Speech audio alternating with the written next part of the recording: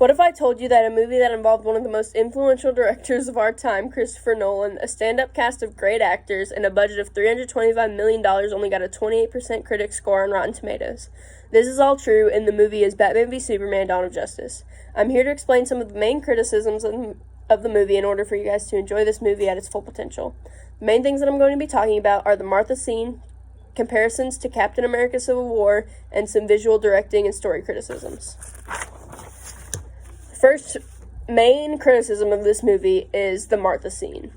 First thing we're going to be talking about with the Martha scene is, why do Bruce and Clark's mom have the same name? Simple answer, that's how it is in the comics. It's how it's been since their parents were introduced. Whoever created Batman's parents, their names were Thomas and Martha Wayne. Whoever created Superman's parents, their Earth names, the Earth parents, are named Jonathan and Martha Kent. And that's just how it is. More people would be upset if they didn't have the same name because it's been canon for so long than are upset because they do. The second criticism of the Martha scene is, why does Superman yell "Save Martha" instead of "Save my mom"? Up until this point, it is shown that Batman does not believe Superman to be a human. He's just an alien that could eliminate Earth up until, at the moment that he sees fit. So, to Batman, and Superman obviously knows this, Superman's mother either is dead, doesn't exist, or is just as bad as Superman. So, he makes her a person. He humanizes himself in the eyes of Bruce by saying, "Save my mother. Save this person that they have that I'm trying to, make you help save her." Who coincidentally has the same name of the person that Bruce has been obsessing over this whole movie, that started his obsession with trying to save everyone. And he's failed so many times that it's just gotten too hard for him to get past it. Third criticism is, how are Bruce and Clark suddenly best friends? This is basically just an oversimplification of the scene.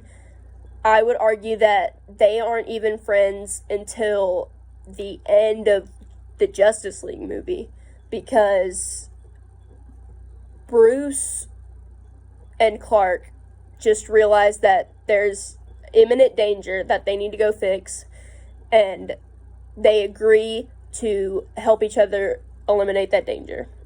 What for Bruce, it's saving Martha, and for Clark, it's stopping Doomsday. So, Captain America: Civil War. Everyone and their mother will tell you that Civil War was a better movie. And this kind of dips into the next point, but Civil War is very obviously a battle of ideologies between Captain America and Tony Stark. Tony Stark, who wants to governmentalize the Avengers, and Captain America, who wants to keep superheroing a freelance job. A lot of people will tell you Batman vs. Superman is bad because they did a bad job of showing a battle of ideologies. They did not. There just wasn't one. 50% of Batman and Superman's fights in the comics are because one of them don't know each other and disagree with the way that they go about superheroing. Another 25% is because a villain is somehow using one of them, whether it's mind control or blackmailing or etc., to kill the other as a part of their master plan. And only 25% of their fights in the comics are based on ideology. And this is kind of a surefire thing, because if Superman wants you dead, you're gonna die.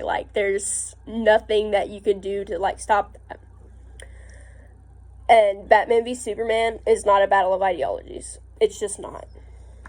And so, for visual-ish movie criticism, why is the Superman movie so dark and sullen?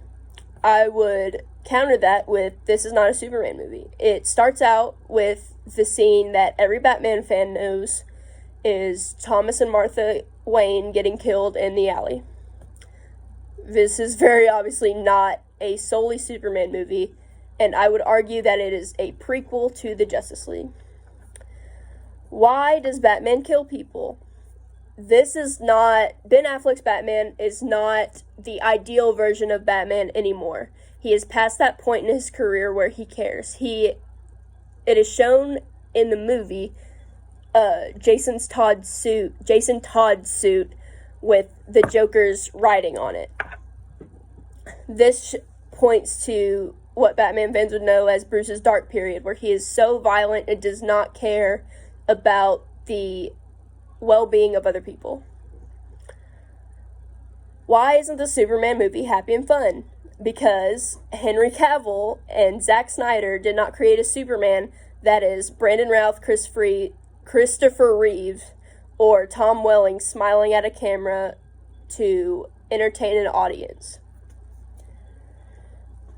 So, I hope these points explain why this movie was made the way it was, and while there are many more things to say about this movie, no movie is made for everyone, because that's just impossible to do, and you can take these points into a rewatch of this movie to give it its full viewing potential.